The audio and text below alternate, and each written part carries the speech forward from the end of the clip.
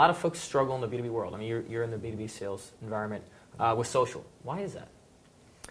I think that they struggle to find out what the most efficient use of social is, because if you're not going about it the right way, you can invest a lot of time and effort growing a network. And sure. I think people spend a lot of time and effort focusing on trying to grow a network, and they'll contribute, they'll follow people, and they don't find the value out of that. And so I think that there's a number of different things that people fail to pay attention to.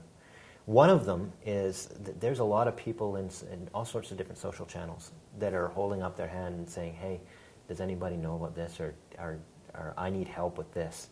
And I don't think that a lot of people use social as a search tool.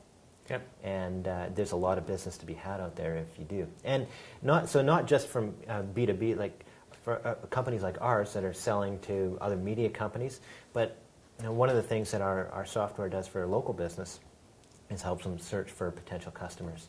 And it's amazing the type of businesses that can find customers through social search. One example is a locksmith. We had a locksmith in our office when we were doing a focus group, and couldn't figure out how this type of thing would help him. Any type of social media would help him. And so we started conducting searches for people that have locked their keys in the car. And so, number one, not only do you find a lot of profanity when you search for people that have locked keys in the car, but you find a lot of opportunity of people that actually tweet and say, shit, I've locked my keys in my car. Wow. Interesting.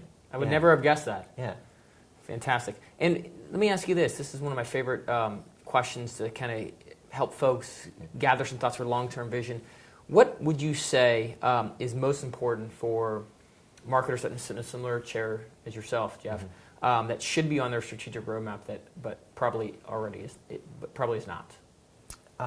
I would say a marketing automation system, and marketing automation has been a hot topic lately. But I think that the systems that are out there have fallen short in the past little while for two reasons. Number one, they don't connect directly to sales organizations and feed them in an efficient manner. And the other way is that the one thing that we've failed on is providing relevant, valuable information, because as you build out campaigns around, you've collected a lead, say, in a marketing platform.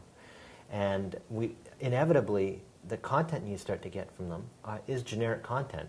It's 5 ways that you can improve this and that. But you can't service everybody in the best possible way by providing generic content. Yep. People don't want to be dripped on.